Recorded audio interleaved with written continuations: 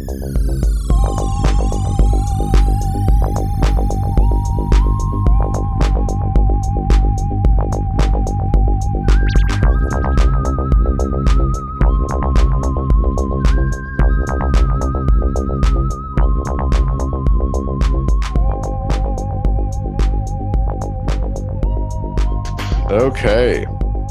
welcome back, guys. Welcome to Conspirinormal. And Turfiel is here with me yet again. And tonight, well, I don't know why I always say tonight. I was thinking about that earlier. I listened to the other show, and I'm always saying tonight. I mean, it is tonight, technically, for me. These are those nighttime campfire topics. Right. Well, it's like, but the thing is I say tonight. But people could be listening to this in the middle of the day. So I will just say on this episode, we have A.P. Strange returning. We had him on just recently with Chris Ernst to talk about occult cinema. But tonight we're going to talk about exorcisms. We're getting back into exorcisms tonight. Running theme. Hell yeah. It has been. I mean, it's something that's of particular interest to me. And I'm sure that we'll kind of get into that because, you know, I did a presentation almost 2 years ago now. I can't believe it, about exorcism and the traditionalist Catholic Church and the Warrens. And I think we might cover some of that tonight. But A.P. Strange, welcome back to Conspirinormal. Hey guys, happy to be here as always. Awesome, man. Dig into some of this demon stuff, devil stuff. Yeah, it's great to have you. I think you recently just published this on your blog, but you had this in Paranormality magazine, I know, not too long ago. We won't talk about that. But we've been talking about it for 15 minutes, but no one will hear that. But if you want to hear us address that whole thing, you can go listen to our Patreon. So that's a cheap plug. Just $5 a month, folks. Can't beat it. Yeah. Join the Mystic Crew. That's right. Join the Mystic Crew. Yeah. So let's talk about what you found out about exorcism and kind of your study of it, because I'm curious of what your thoughts about this is. Sure. Well, first of all, it's always been a fascination of mine, and really one of the very few things in the paranormal that absolutely terrified me. So I was brought up Catholic, and when I would read the books that I had around, I could read about poltergeists, I could read about UFOs, all kinds of monsters and stuff. But then when it got to the exorcism stuff and reading about real life exorcisms, like the Annalise Michel case, and some of the more prominent cases like that, where you hear stories of the neck elongating and the striking like a snake and foretelling death, and like the kind of omen type stuff, that scared the crap out of me as a kid, you know. Yeah. And I never really shook it, like, and I've gone away from Catholicism. I've come back to it. I've, always had, I think anybody that gets brought up Catholic always has some piece of it at least carried with them. But it's always held a fascination for me.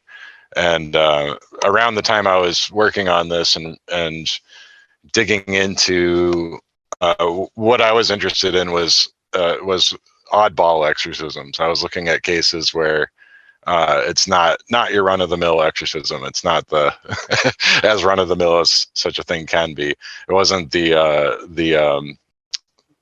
like The Exorcist, basically, the movie, right?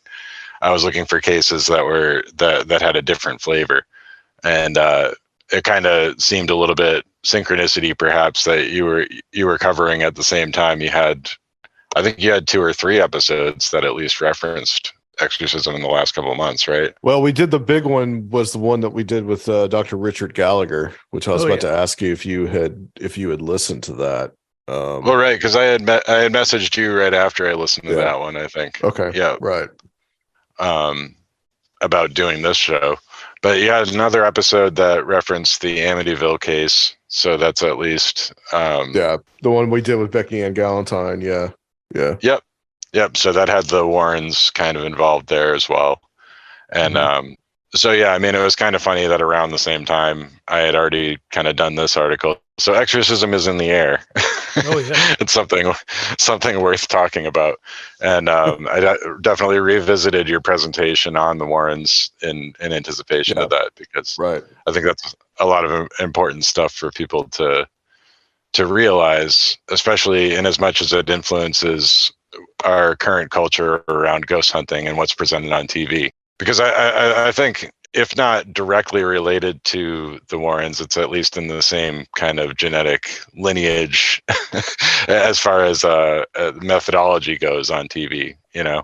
Yeah, I would agree. I would definitely agree that what has come down to us, well, I mean, first from popular culture, from movies like The Exorcist. I mean, that's primarily the big one, really, but there's other ones. And like, there's been an explosion of exorcism movies lately. But I would say also that the Warrens methodology is actually absolutely what you see in these like ghost hunting shows.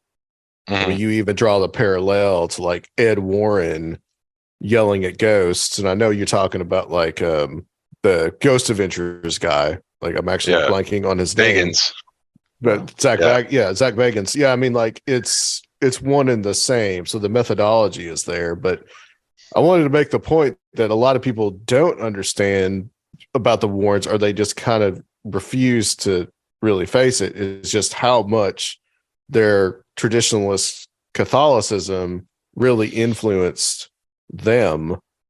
And there's that viewpoint that Ed was kind of a charlatan, Lorraine was a true believer, they were just in for it for money. And to an extent, some of that's true.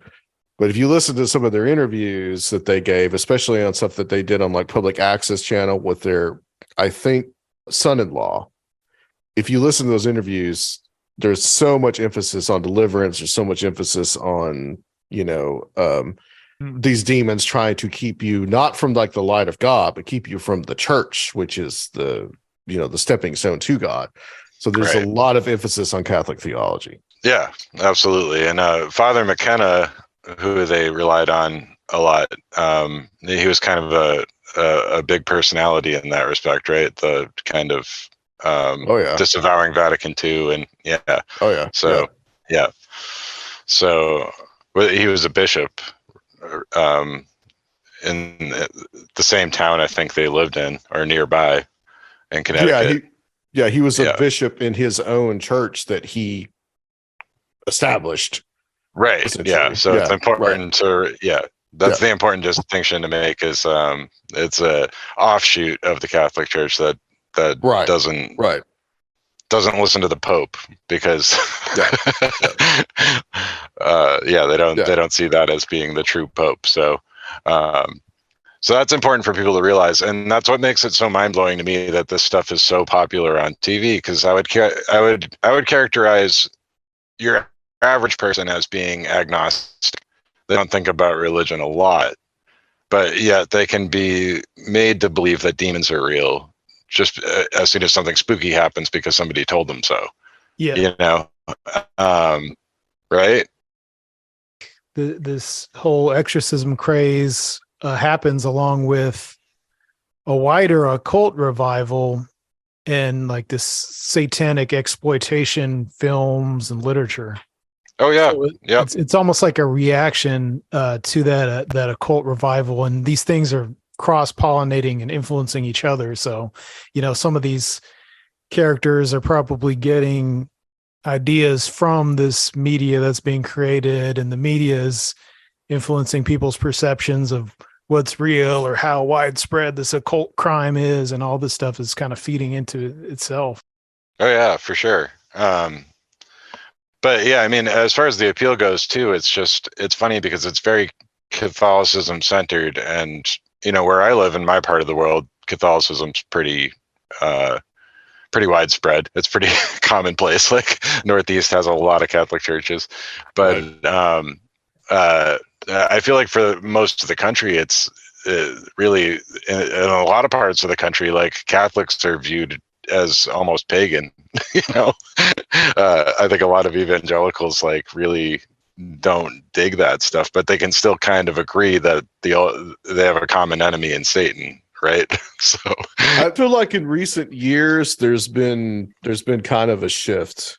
Like you said, if they see that the Catholics are really kind of on their side, then they're less to quibble about some of the, theological differences and those type of things. I can see that. Yeah.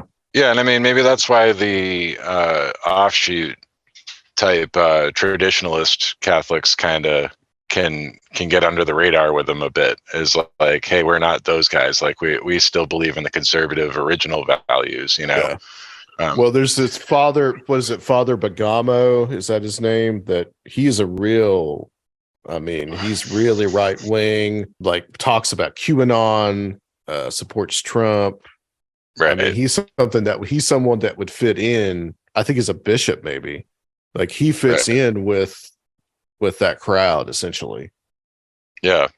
Yep. And I mean, this is where it gets tricky too, because it's almost we can see the ulterior motives at play here, right? As you established in your presentation, the whole idea is to make sure that everybody realizes the devil is very real. He exerts a lot of influence over people, and the only solution for that is to go back to church. So the ultimate goal is to drive people back into the arms of the congregation to save them from the demons, right? But that's a separate thing from actual phenomena too, right? So that's what makes it really interesting to me, because the phenomena itself is documented. Yeah, I think and in all cultures in the world too. have this. Yeah. And different parts of the world have this. And depending on the religious aspects and what you think of it, it may not even be a bad thing. Like if you look at like Haitian voodoo and their I hesitate to call it rituals, because it's almost more like a party the way they do it. It's like a fete. They end up having the music and the dancing, and the Loa spirits come into people that are in the group, and basically possess people, and it's seen as a positive thing, and it's a momentary possession of somebody's being during the celebration. And that's seen as a good thing because it's temporary, and the spirit chose them during the celebration. Other parts of the world and other cultures, depending on how you look at it, there's the phenomena itself presents similarly, but the reaction to it and the way that people handle it is very different. So super interesting stuff to consider. So, I don't doubt that in a lot of these cases, maybe even the ones the Warrens investigated, there were stuff. I don't doubt that there was some paranormal stuff going on, and if they were there to inflate it or exaggerate it, there may have been, as we've seen in ufology, I think pretty well demonstrated that hoaxing actually does help charge things and bring about actual weird results. So it becomes a weird ball of thread to try to unravel. Yeah, not either or necessarily. Yeah. And I don't know, I don't think I've told it on the show before, but I saw the Warrens when I was a kid. No. Tell us all about. You never said that. You never said this. I was 12 years old, and they were at the local library. I think it was probably around Halloween. And it's kind of funny to me looking back on it now, because I was being kind of a punk. I didn't want to be there, but my mom brought me and my friend thinking it would be like fun for us, like a fun little spooky thing. And I have a distinct memory of trying to read an X-Men comic very, very obviously to be rude and having it ripped away from me. And that's how I know how old I was, because it was like 1994 or 93 that comic came out. So I have a distinct memory of Ed Warren holding up in a Ouija board and using it as an example, saying, yeah, a lot of people bring these into their homes thinking it's a fun toy, but if you look closely, and he turns it over, he's like, made in Salem, Massachusetts. So there you go. There you have it. Right. That's Proof. it's made by the witches that kiss the hindquarters of Satan in the Right. Yeah, because that's where Parker Brothers was founded. So it's like, oh wait, so is Clue bad too? Is Clue a witchcraft game? What about Monopoly? Parker Brothers was founded in Salem, Massachusetts. The plot thickens. It's just the board a stone's throw away from all that Dungeons and Dragons, man. Yep. Start with Clue. Yeah, pretty soon you're rolling 12-sided die. So Jack Chick was right. Yep. Those pamphlets I used to get thrown in my trick or treat bag. I wish I still had those. Nice. Yeah. Yeah, my grandmother would be like, it was my grandmother's neighbor when I was a kid would throw those in a bag, and then she'd be like, "Oh, she's such an asshole. Why can't you just let the kids have fun?" She didn't even throw in some raw candy corn or those nasty orange ones or nothing. Sometimes she would throw an apple. You'd get an apple. She was one of those people, But apparently that's not a practice anymore. Apparently, that came up recently. Apparently that's not a practice. That people won't put apples in. Well, because there was I remember that that distinctly. The urban legend of putting a razor in an apple. Right. Right. Exactly. I don't know if anybody ever actually did that, but yeah. So, I mean, even 12-year-old me was listening to Ed Warren and I was rolling my eyes at that. And aside from that, I have to say, they seemed like nice people. They seemed like he seemed very avuncular after the fact, that when things were just kind of a little bit less formal, and they seemed like a nice old couple, But yeah, I mean, I already knew who they were because I was reading about this stuff as a young kid, and I don't know why I was being such a punk that I just didn't want to be there for whatever reason.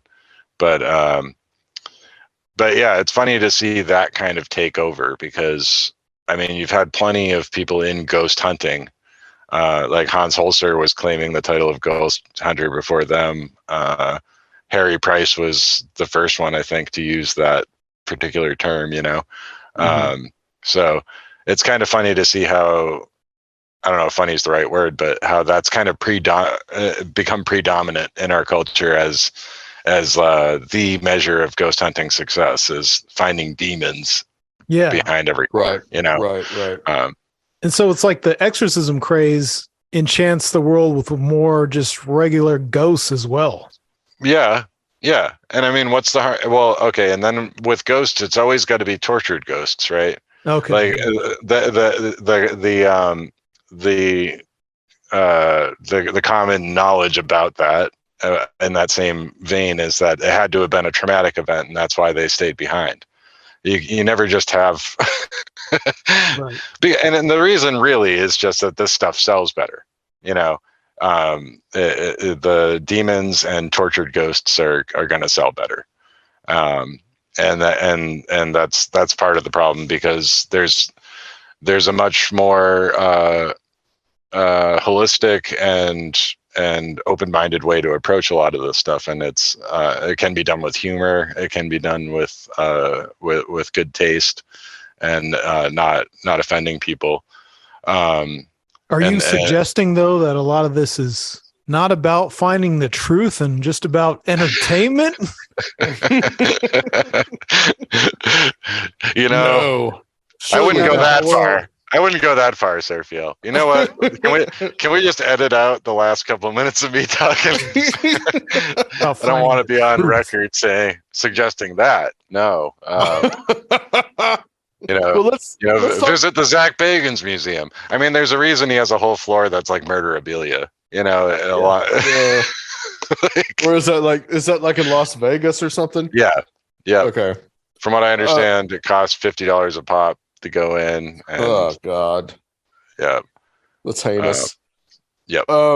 Let's talk about some of these exorcisms that you talk about in this article, which you have now on your blog. Free to read.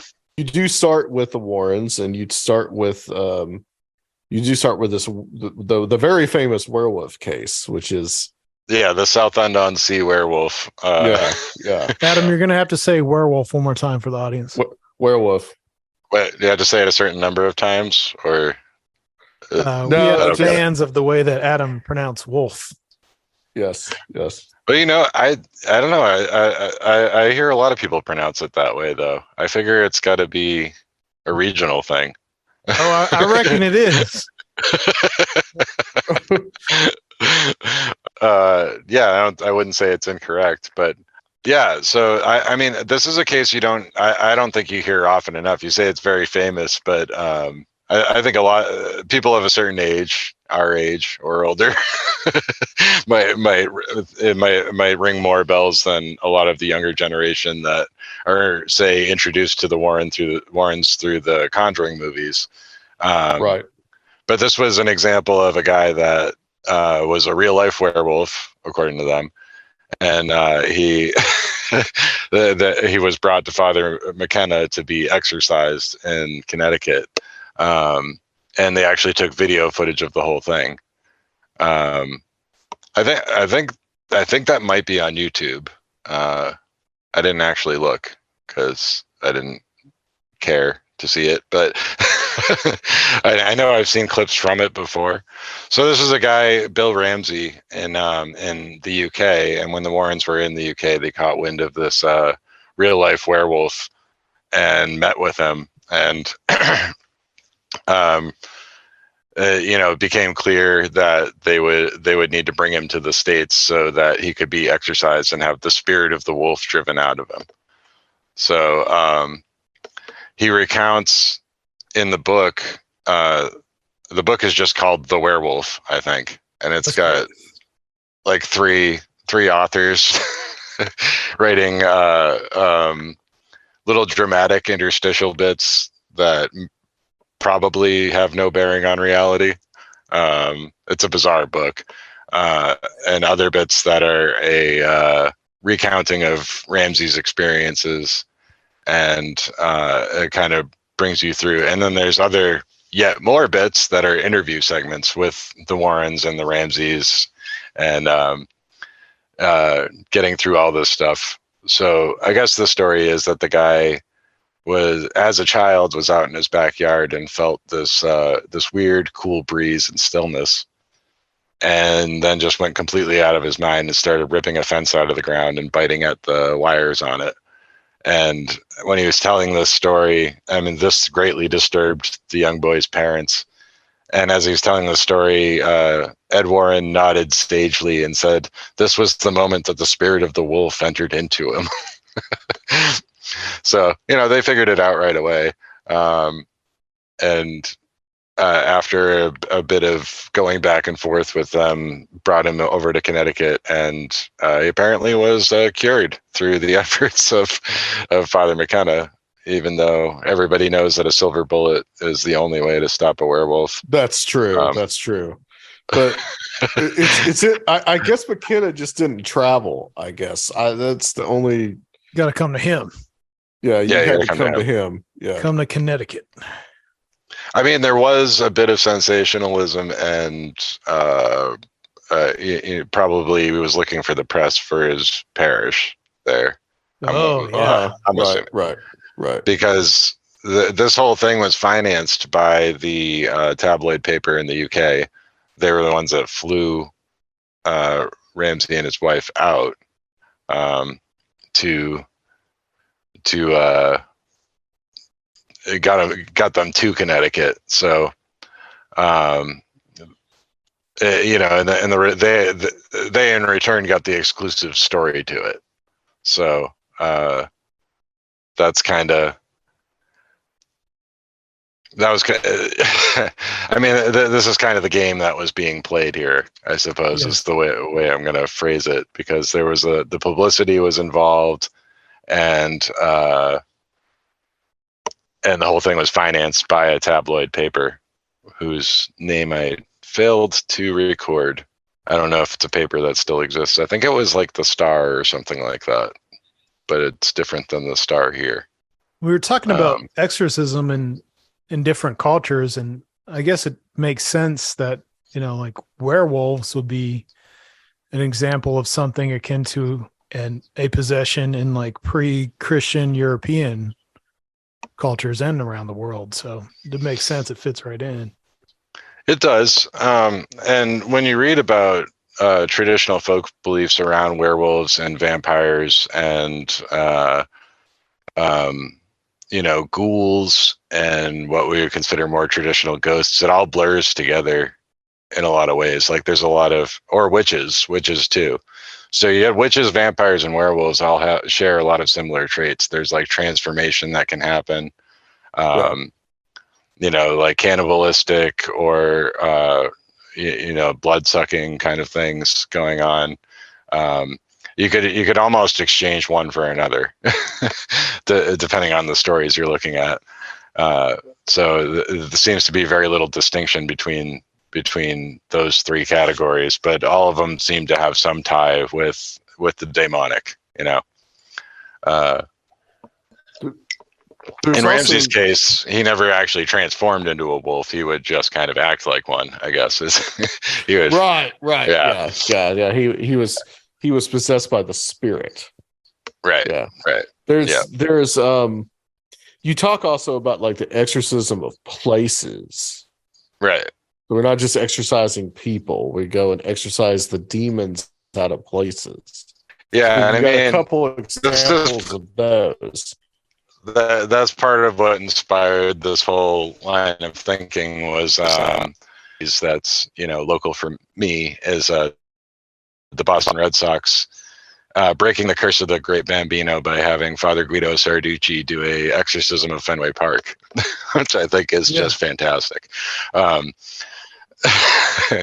So for people that don't know, the curse of the Bambino was that Babe Ruth had played for Boston in the early part of the 20th century and got traded to the Yankees, after which time Boston never won a World Series again. So that was referred to as that curse of Babe Ruth leaving the team. So the idea was that one of the local radio DJs in Boston from WBCN, which was kind of like the classic, it was a classic rock station when I was growing up, but it was actually one of the classic independent stations going back through the 70s and stuff. It was an important institution, long gone now. They got Father Guido Sarducci to come, and he was kind of, again, the kids these days might not know, but he was he was a Saturday Night Live kind of guy, character played by a comedian named Don Novello. So this was just all very silly. Like his whole thing was doing his bit as the chain smoking Italian priest Guido Sarducci, and being up on a lift, up on a crane, and releasing balloons into the air. And I think there was a wet t-shirt contest involved. And liberally applied noogies to shake out the demons, I guess was so this is a very silly spectacle, but it's one that I could absolutely appreciate. At the same time, you had a guy who I tried to research him a little more. It seemed like he was very genuine, but he was trying to exercise Congress. He was trying to drive the snakes and demons out of the Congress, Capitol Hill. And some serious juju for that. Yeah, and it made the headlines, and he was just like, I can't do it. It's too much. I can't do it. So I looked into this guy a little more, and his name was Baron Deacon, and he's got a long history as an exorcist. And he's got a very Boston voice, because I found his YouTube channel, and he was trying to do a documentary about witchcraft, and I don't know what happened to that, because it's like he uploaded 3 videos in 2015 and then nothing more. No, we got to find him for Conspirinormal. I emailed him. I managed to find his email address and emailed him, because I was like, well, this guy's still around. I want to ask if it's okay that I include him in the article, because I'd prefer to ask permission, but also I'd like to talk to him. That'd be pretty cool. And he has a classic Boston voice. Is just kind of like, the following stories of demonic possession. Well, now I got to think of something that has the letter R in it to say. This is a real life exorcism. Use guys and your exorcisms, you know. So was he a Catholic? Is it Catholic or you know, I couldn't figure it out. He had some. He was kind of. He's freelance. Definitely Catholic-ish, you know. But he was operating out of some kind of school for exorcists in North Carolina, is what I was able to find. But that was way out of date. It was like a weird PDF flyer for it that I found online, and sounds like website. Got a research project going on. Well, I did. I mean, I write these 2,000 word articles and read like 4 or 5 books to do it. So yeah. right. Deep digging online. It's probably way more than I need to, because then I can't cram everything I find in there. But please keep us up to date on this one, though. We want to know more. I will. I mean, I really hope the guy's still around. Maybe I'll email him again and see if he gets back to me. But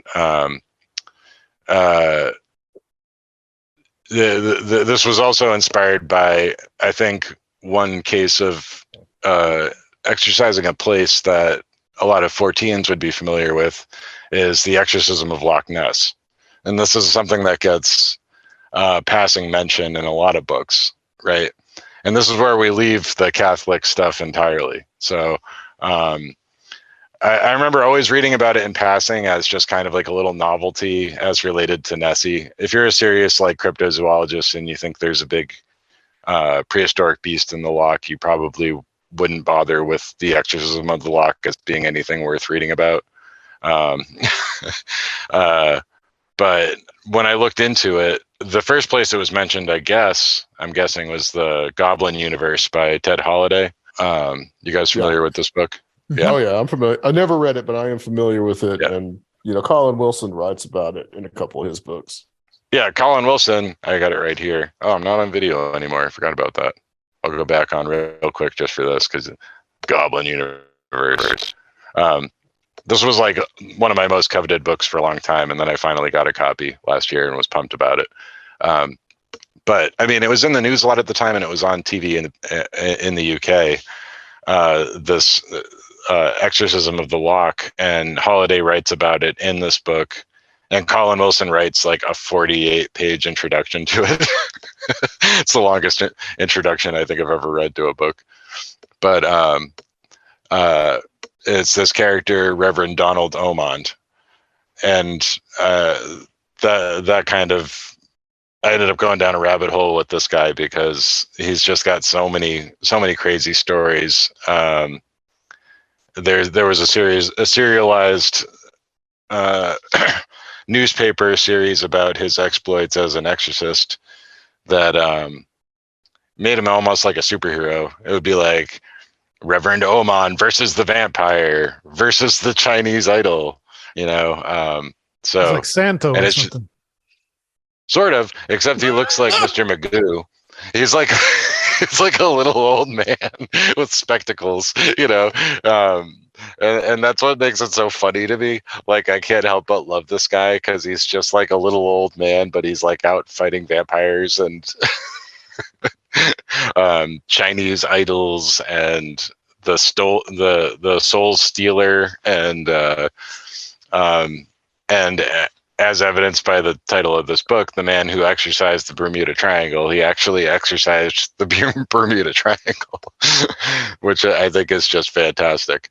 So it's like these exorcists kind of adopt an occult detective role. Yeah, and I mean, I think Omand just kind of like fell into it and then rolled with it and just kept going. Like, it's because he wasn't Catholic. He was associated with the Church of England.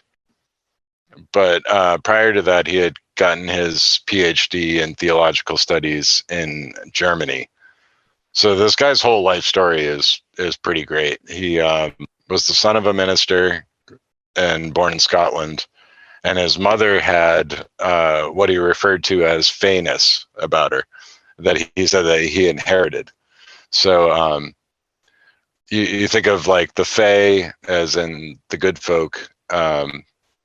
the quality of feyness that he doesn't really define. He thinks you could think of it like a second sight, like a sense for invisible entities and powers around you that most people can't perceive. So he's kind of a combination of having been brought up with a Christian faith, but having kind of a paganistic nature view of the world that he says is necessary to be an exorcist to begin with. You need to have an inborn talent for sensing these things. So Colin Wilson actually wrote the introduction for this as well. There are a lot of those. Yeah, he was like the go-to guy for introductions back then. But he talks about meeting him, and he's basically saying that the feyness in the introduction, he says the feyness is the really important part here. And he's a very good man, but if just being a good man was good enough to do the deed, like why can't more people do it? Ted Holiday had his reservations about meeting Omand at first too, but was won over by him after staying at his house for a couple days. And in the Goblin universe talks about his description is almost the same. He's a very good man. He's a good little old man, very reserved. And one thing to make note of here is he had a bunch of dogs at his house, and one of them he claimed had this feyness quality about him. He had a psychic dog named Twinkle that he would sometimes take with him. Yeah. Sometimes he'd take his psychic dog Twinkle with him on an exorcism. So, like I said, can't help but love this man. He's very interesting to me. And he even joined the circus, right? Right. Well, that was the beginning of his career as an exorcist. So he was in Berlin, or nope, not Berlin. He was in Germany, Bern, I think maybe, and that's where he was studying. And while a student, he was a journalist. He was making money as a writer for the newspaper, and then after graduating, he became a lecturer, PhD theologian, and also wrote for like theological publications. But his first real exorcism was at the circus, because one of his little gigs as a lecturer was to advise on a film that was being made in Germany, a religious film. He was there as an advisor, and nearby there was a circus film being filmed, and the circus people saw him in his habit, and they ran over to him because they didn't have a priest. So they kind of describe it as circus people being kind of nomadic and traveling a lot and being superstitious and kind of isolated from the greater society. They describe them as being kind of like fishermen out at sea for months at a time, having their own superstitions, and it's really important to them to have some kind of traditional religious figure that they can rely on. So Omand filled that role and became like a circus priest, which nowadays is a thing. Like like circuses everywhere seem to just have priests. If you go to newspapers.com and type in circus priest and put quotation marks around the whole thing so it searches as one term, you'll find tons of articles about different circus priests. So, but back then, I guess it was less common. So his trial by fire with the circus was actually exorcising lions that were possessed. Because that's a need. That's a need. Yeah, and this is a really funny thing, because I read about him being a circus priest, and Holiday mentions him exorcising lions, but it wasn't really clear if that's what he meant. And I was like, man, I got to find a case where somebody does an exorcism at a circus. Like, that's what I want. After doing a bunch of looking around, I end up getting the book about Omand, and I'm like, oh crap, like he did that. That was his first one. So this story is the strong man at the circus was the one that got possessed initially. He says that he went to a church for a mass, and there were a bunch of weird people hanging out in front of the church, and they were making weird gestures and signs at him that he later realized was kind of doing the sign of the cross backwards and doing a lot of stuff backwards, like religious hand gestures backwards. And the strongman becomes possessed and starts acting strangely and starts being mean to the kids that are around, which was completely unlike him. And during a performance with the Lion Tamer, he went over and grabbed the bars and started staring menacingly at them. And the lions got all agitated. And the strongman just collapses out of nowhere. And all of a sudden, the lions go wild, kill the Lion Tamer in front of the audience, and just rip them to shreds. So these are lions that the Lion Tamer, I guess, had raised from the time they were very small, and they were kind of like pets to him. You know, they were part of the act and had never acted aggressively before. But Omand was on hand, so the circus master needed his help, and he ended up going in the cage with the lions. And yeah, as first exorcisms go, Yeah. exercising two lions in the big top tent. Big top horror as demon beasts attack. Yeah. I love the serialized newspaper version of it because the illustrations are awesome, and they all say like Devil Hunter. And You can go on his blog. He's got a great scanned picture of this tabloid. yeah, they were required from newspapers.com. So that was, and a lot of that is in the book, and I think some of it was in his first book, which was, so the book I'm referencing here is about him, and it's called The Man Who Exorcised the Bermuda Triangle. But the book he wrote was Experiences of a Present Day Exorcist. So, yeah, and I mean, I think, you know, the way we were talking about this before too was that this isn't Catholicism here. This is over in the UK, and he's associated with the Church of England. We haven't even got that far yet, but yeah, it is kind of interesting to see a different type of Christian church handling this. Okay, so that was the Mirror in London, London, England. The Sunday Mirror was running the Devil Hunter stories. That's where that came from. I just looked at Big it. news. So this book, I guess, was kind of kind of popular. People were very interested off the back of him exercising Loch Ness in the 70s. That's just a real weird, wacky time. I love that mid-70s kind of Fortean weirdness that was just a mix of everything, especially around Loch Ness. I think that would be like a cool movie to do. It's just what was happening around Loch Ness at that time. But yeah, he made his first big splash as having exorcised the demons out of lions at the circus that just mauled the tamer.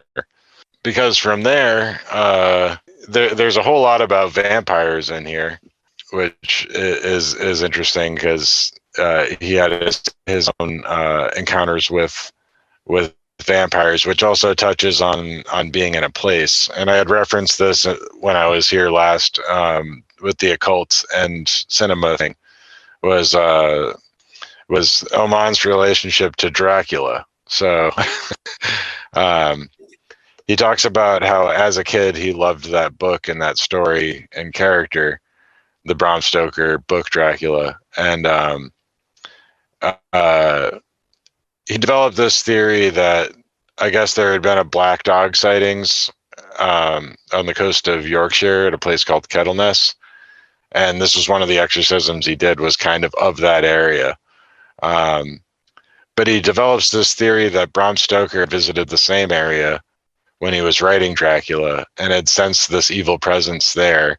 And the evil presence had attached itself to Stoker to be written about as Dracula in the book, to have a new life as a fictional character to build upon, to exert his evil influence over the world.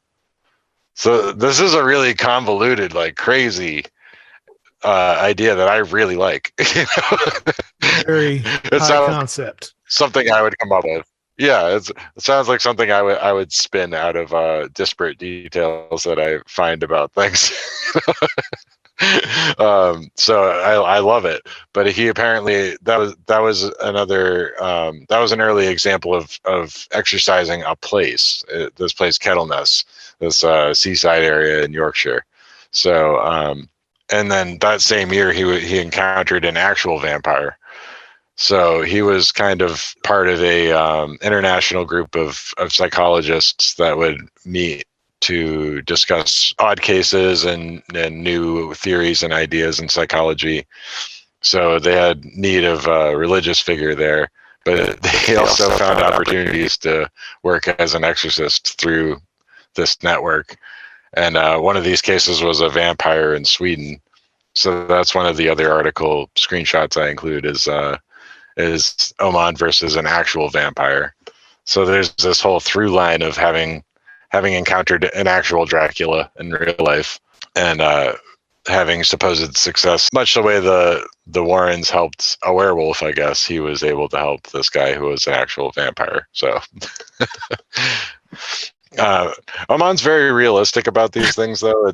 It's weird. They're wacky concepts, but he's able to say it in a way that it's like an evil presence that it had made itself known and presented as forcing the guy to have vampiric qualities. He wasn't thinking he's an actual undead vampire any more than the psychologists do, right? So, but of course, for the headlines, Reverend Omand versus a real life Dracula, interesting stuff. Then that leads up to Loch Ness. Like Loch Ness is the big one.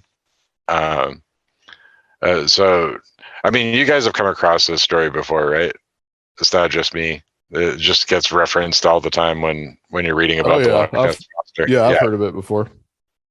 Yeah, and then people tend to get. No. I was obsessed with the Loch Ness monster as a kid. I guess I never really grew out of it, but yeah, I know when I had mentioned this before, this always gets confused because I've heard people say that Ted Holiday was the one doing the exorcism, and when I brought it up before, since I'm also very enthusiastic about the wizard around Loch Ness at the time, Doc Shields. Sometimes people think he was the one that did it, but Shields was the one summoning the Loch Ness monster, and other monsters around the area. Omand was the one that was there to do the exorcism, and Omand's idea was that Nessie more than likely was a ghost of a prehistoric beast. The idea that it was an actual surviving prehistoric beast was very unlikely. The idea that it was a hoax or that everybody was mistaken was also unlikely. So he thinks it's the ghost of a prehistoric spirit. But there is an evil influence over the loch that drives people crazy, which, that could be said for any paranormal phenomena. I would really caution anybody to tread carefully when they obsess over this stuff, because we've seen it before in ufology. People kind of lose their minds, kind of destroys their life, and that can happen in any of these areas. But Don't let Loch so that was Ness his or the whole Bermuda point. Triangle ruin your life. Yeah, I mean, it could, right? Well, I mean, it's kind of the classic. I mean, it's become a stereotype, but it's born out of some kind of reality. The stereotypical guy with the tinfoil hat that's paranoid and like, yeah, like. I think we all have had a small taste of that, if you're into this shit for a while. Exactly, but some people don't come back from it. So it's kind of funny to hear. Knee deep. Yeah, and I mean, people do actually lose their lives to it. So I think what he's talking about is real. That evil influence, the fixation and the obsession and that kind of stuff, but also just kind of madness. Because other things he dealt with were there was a particular fjord in Sweden that seemed to have a maddening effect on people, and a spot in the Arctic Ocean that was like a vortex of evil, as he referred to it, that caused what was referred to as sea madness, where people just suddenly go bonkers out on a boat and try to jump off of it or attack their crewmates or something like that. So he kind of exorcised a patch of the ocean near the North Pole, in addition to a fjord before he did the Loch Ness Monster, I think. So it's hard to keep the chronology straight, but he's the Exorcism of the Loch. Again, that had a precedent before he did it, because the earliest sighting of the Loch Ness Monster was Saint Columba in like 545 AD, who supposedly had driven off the Loch Ness Monster when he saw it to save a man that was swimming in the river Ness nearby the Loch Ness.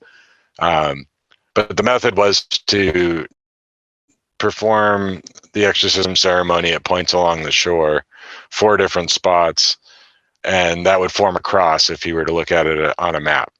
And then the final part would be to perform on a boat in the middle of the water.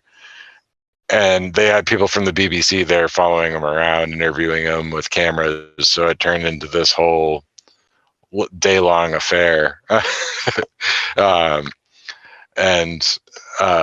interesting part about it is that Holiday reports like feeling fatigued and drained of energy entirely, just like, and you could see that it had that effect on Omand, and that's like a psychic fatigue is what they referred to it as. So you end up feeling drained after having performed such a thing. And then Holiday has a whole series of weird things happen to him afterwards, involving like UFOs and Men in Black and omens and stuff like that. So if you can find a janky PDF copy of the Goblin Universe, I would highly recommend it, because wild stuff. Is it completely out of print now? It has been for decades. Oh, wow. Yeah. From what I understand, Llewellyn has the publishing rights because it was part of a I guess they were trying to branch out a little bit, and they did what they called the Sci-Tech series, like PSI Tech. And they were trying to venture into cryptozoology and other subjects. And I guess that didn't sell well, and they just shut it down. But they retained the rights to the book, and they've just held on to them since the 80s anyway. And it hasn't really been printed since, which is a damn shame.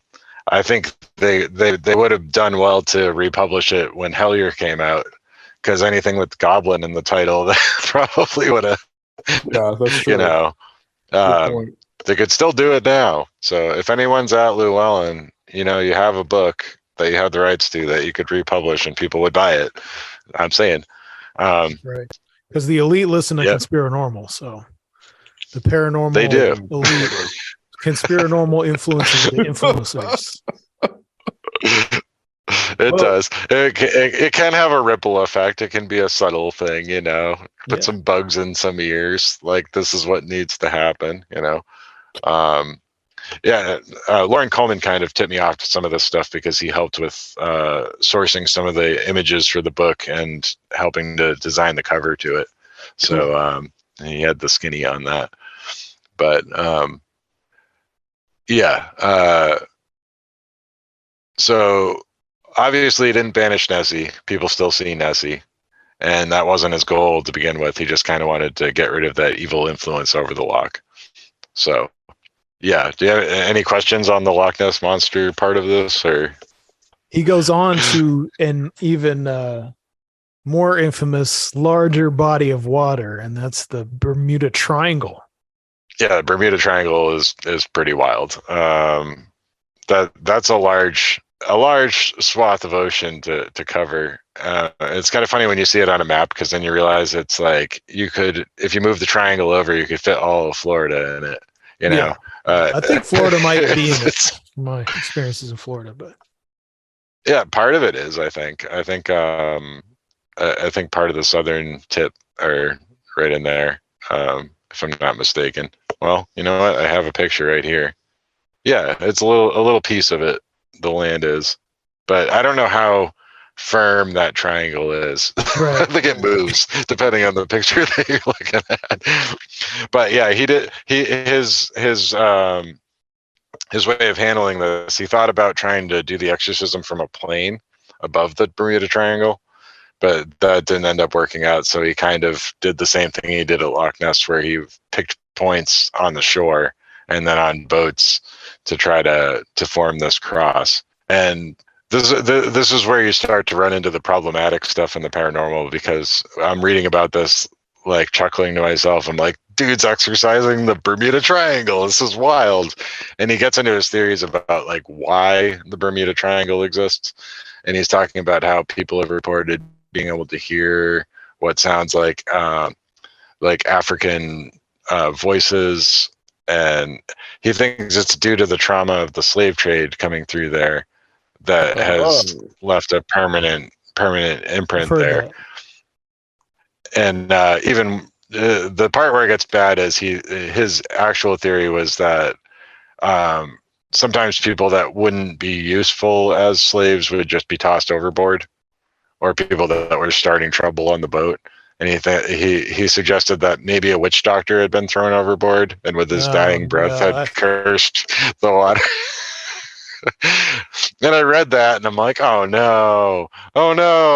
Like, this is the end of the book and you had me going along with everything. Did he get into the voodoo that goes on in the Caribbean or anything like that? No, he doesn't touch on that at all. But he does mention that he ran this theory by Martin Luther King.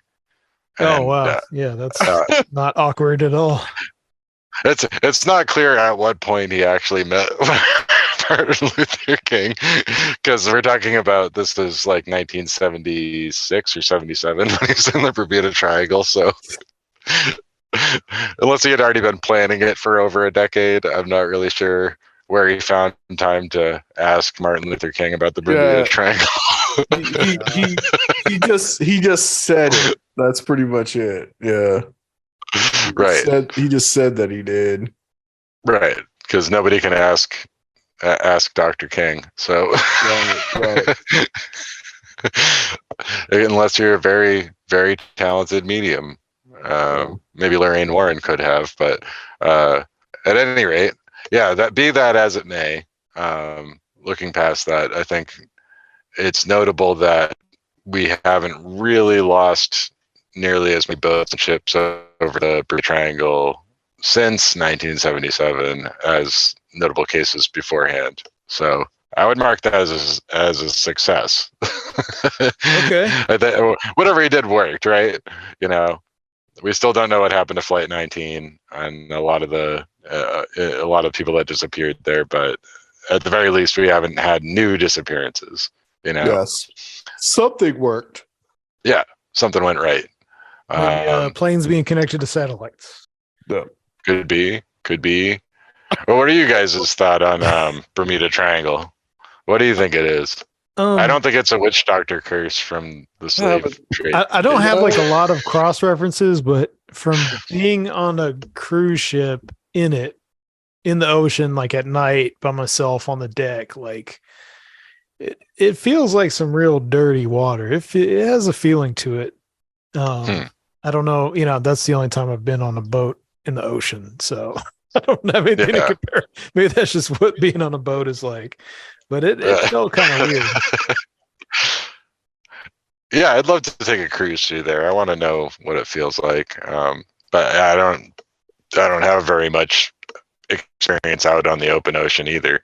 I mean, what is it? What's it based on? I mean, you got the Mary Celeste, Flight 19. Maybe there's some, and both of those. I mean, I feel like Flight 19 has kind of been explained. Mary Celeste has been probably a bunch of ships back in the day, but it's such a busy place. Speculate, but you know, there might be mundane reasons why that happened. Yeah, I mean, I think the actual explanation is that statistically, the same amount of boats and planes have been lost there as anywhere else, but they get chalked up to being part of something weird. Yeah, you know? And I mean, there's all the other triangles too. I mean, isn't there like in the Pacific version of it too? Isn't there like a Devil's Triangle, which there's like several of those? So, and the North Atlantic has one, yeah. And you've got the Bermuda Triangle started this whole thing where everything had to be a triangle. I mean, not too far from where you are, isn't there a triangle? I'm in between two of them. There's the Bridgewater Triangle, and the Bennington Triangle. The Bennington Triangle is less talked about, but that's up in Vermont, and there's some weird stories around that.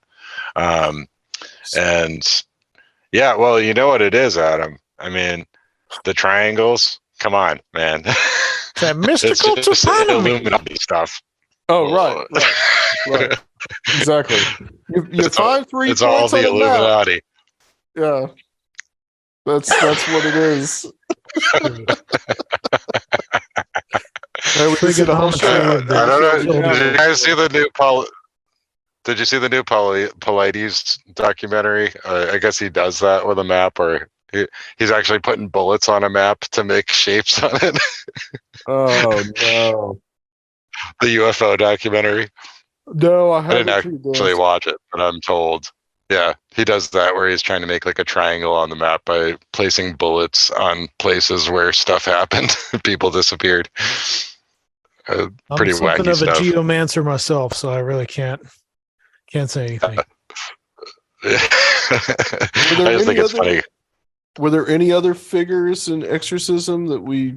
Well, what happens to him? Though? Like, what ultimately happens? I mean, he lived a long life. I mean, a lot of this was after he was retired. He was a vicar in Dorset, I think. Yeah. And he was pretty much retired from actually being an active man of the cloth in a church serving a community. He was just traveling, jet setting around the world as a little old man. And I mean, that really is the funny part to me with these stories is, you know, he's fighting a vampire, but he's a little old man, you know, he's like, and I mean, I think he lived to a pretty ripe old age and just kind of died peacefully. There was one story in the book that I did want to at least mention here, because this one is probably more bizarre than anything else now that I think about it, because it's kind of a Freaky Friday scenario. You know the movie I'm referencing, right? Right. J-League. Yeah. It's a body swap, basically. There's this guy that was basically figured out how to, through science and the occult, leave his body and enter somebody else's body and swap places with them. And he did this 3 or 4 times. And he sought help from Omand because he wanted to stop the cycle.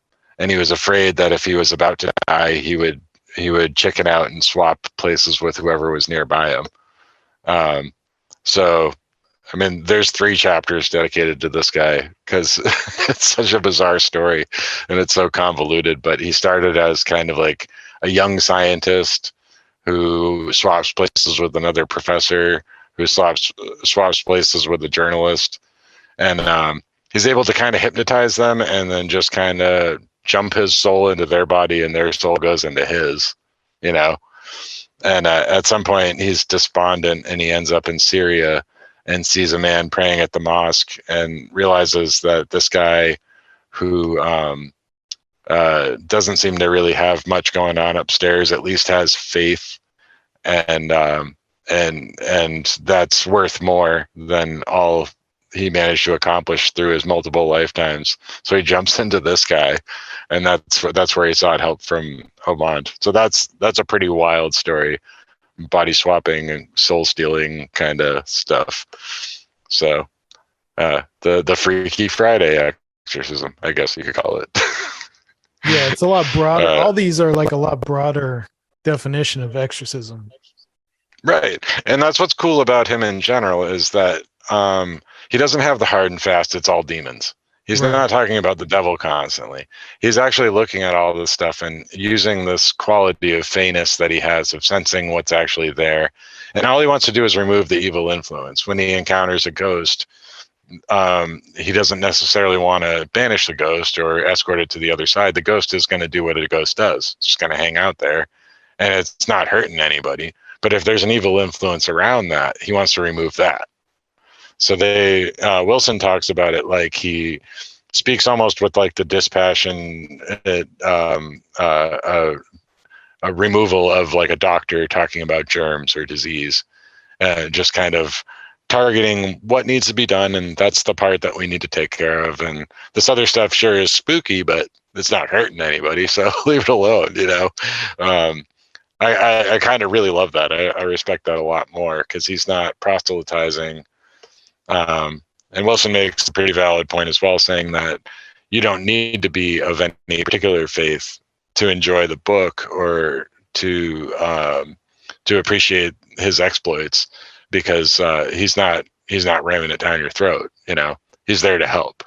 So how true that is, who knows? I mean, after all, it is a book about the man they were trying to sell. So you do have to take anything and everything with a grain of salt. But it does seem, by all accounts, that he was interested in doing good, and that's kind of the crux of it. Yeah, and it's a more nuanced and balanced way of looking at it, which kind of brings me back around to Guido Sarducci. Like, why wouldn't something funny and just goofy like that by somebody that's just pretending to be a priest, kind of play acting a satire of an exorcism? Why wouldn't it work? You know, like, why couldn't it work? Why is that less valid? You know, and I mean, the Sox did go on to win the World Series. Took 12 years, but they did eventually win the World Series again. So it happened. Yeah. What's that? But it happened eventually. It happened. It did happen. Yeah, exactly. The curse was broken. So I count it as a win, you know? And it's like trappings and ritualism that at this point and at that point, everyone is familiar with.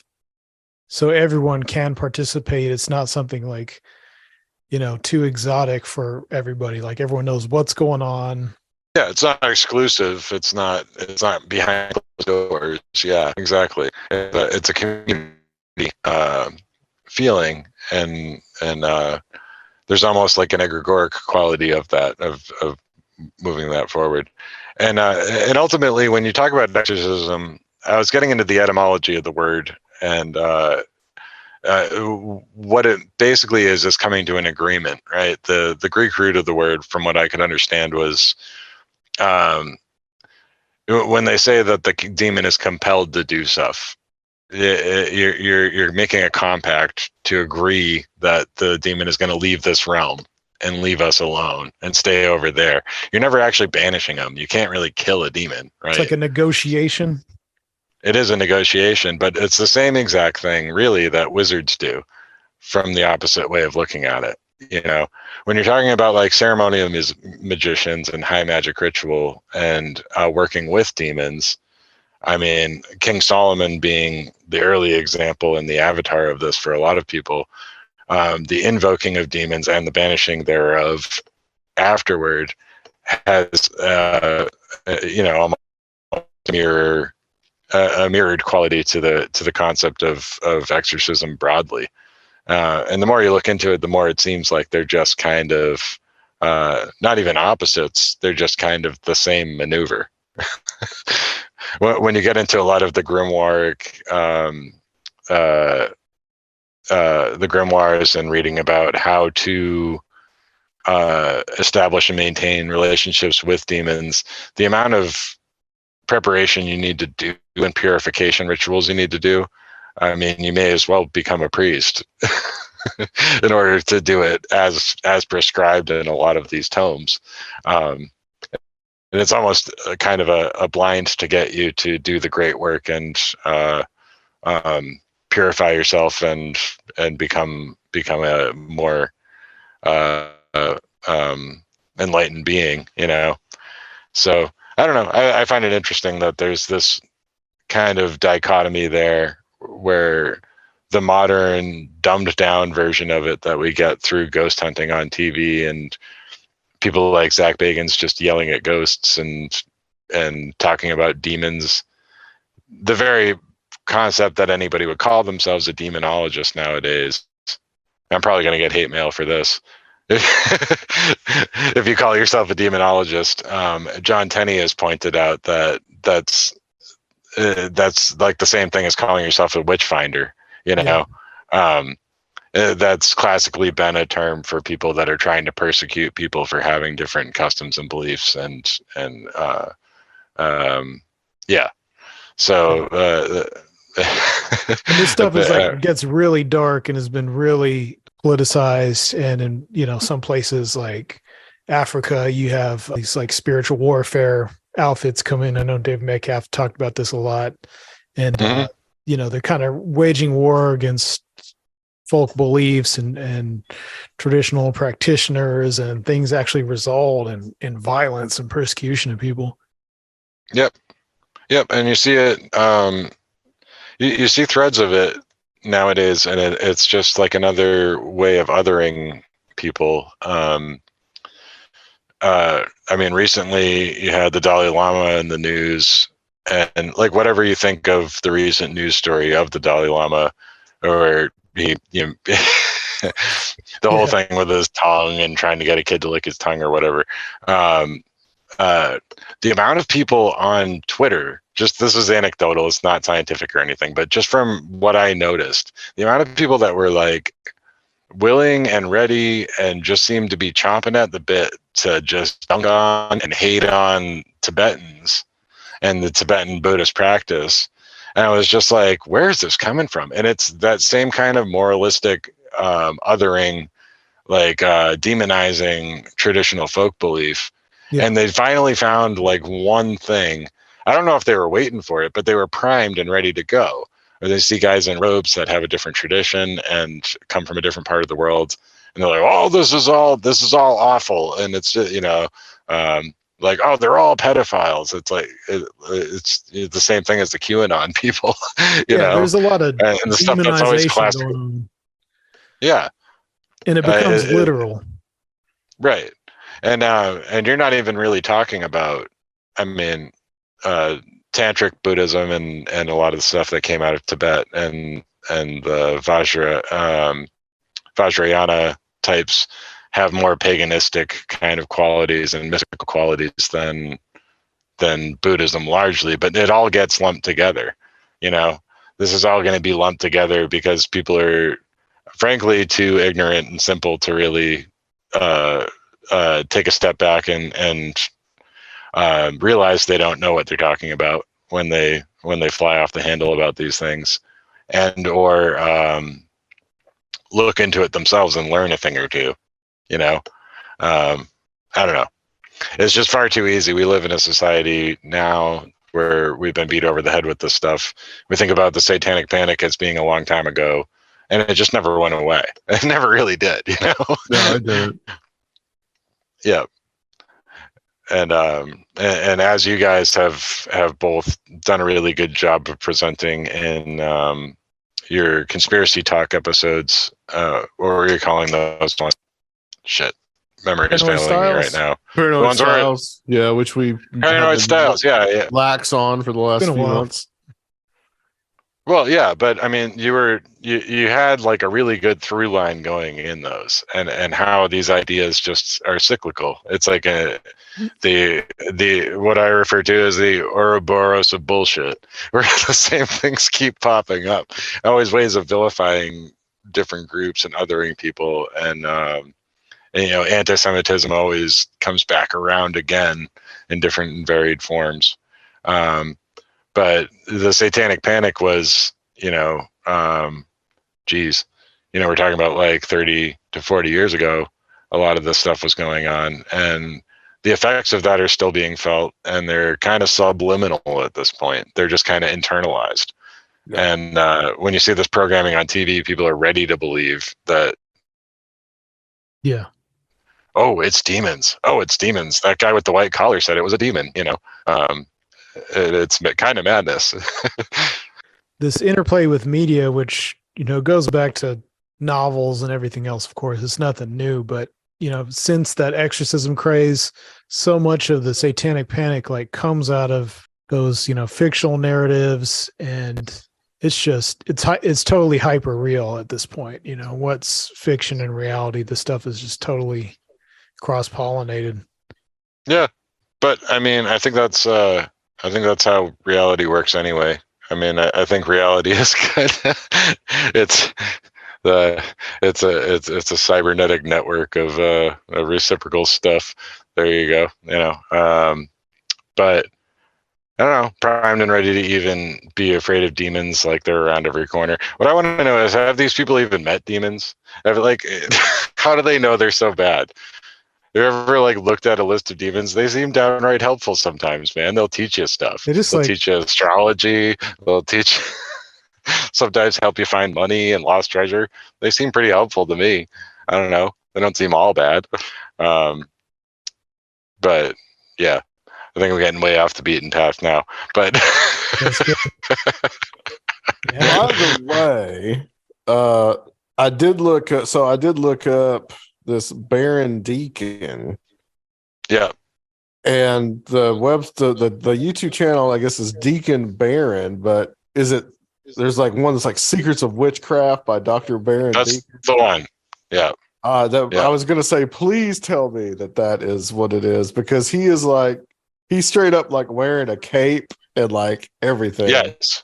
It reminds me of the Highgate vampire stuff.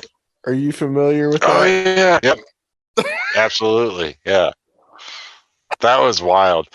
Oh man. Yeah, the Highgate vampire. I don't know too much about that, but you should find somebody who does and do a show about it, because yeah, I know about it, not enough to talk about it at length, but yeah, he's got the cape. He's really look into that again. It sucks because there's 3 videos and they're all Oh, there's only 3 videos on that channel? I thought so, and they were all 5 minutes long, and I think 2 of them are the same video. Yeah, it's Secrets of Witchcraft by Dr. Baron Deacon. Dr. Baron Deacon. Yeah. And Secrets of Witchcraft Part 2. Exorcism. And then he interviews a witch. Right. Oh, okay. So there are 3 different ones. Yeah. So are we rebranding Adam as Adam Sane Demon Hunter? Yes. Or Devil Hunter? Yes. Oh, dude, we gotta get you dressed up for the next Strange Realities conference. Yeah, we need to get you a cloak and a fedora. Hey, or a wide. I'll do it. I got a fedora. So. Crucifix, holy water. Yeah, yeah. We'll get you looking like the Shadow, and then you have to get a picture next to Tim Banal with his Kolchak outfit. You guys will get them all. Oh gosh. Well, was there anything else that we wanted that you wanted to cover, AP, or? Yeah, I think we've been going for a while here. Tempt the demons any to disrupt this recording again. Gotcha. Yeah. All right. Well, this has been excellent. Some excellent information. Some really good, interesting, and funny stuff too. AP, where can people find you? Well, I am still lurking in the hellscape that is Twitter, and I tried branching out, and it just got to be too much for me being on other platforms. You can find me on Instagram. I'm not very much fun there, but Twitter is mainly the social media that I'm on.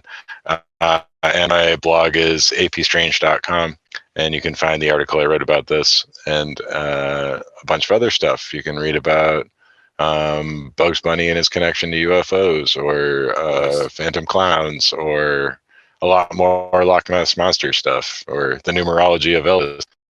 So that's where you'll find that stuff. Yeah, we did. And I tried to explain the numerology stuff on this show and couldn't do it, so I had to elucidate it further in writing, because it is too hard to explain. But that's on the blog, so go find it. Awesome. You got a great fun style, and I'd recommend anyone go check out your blog for sure. Yeah, absolutely. All right, well, I appreciate it.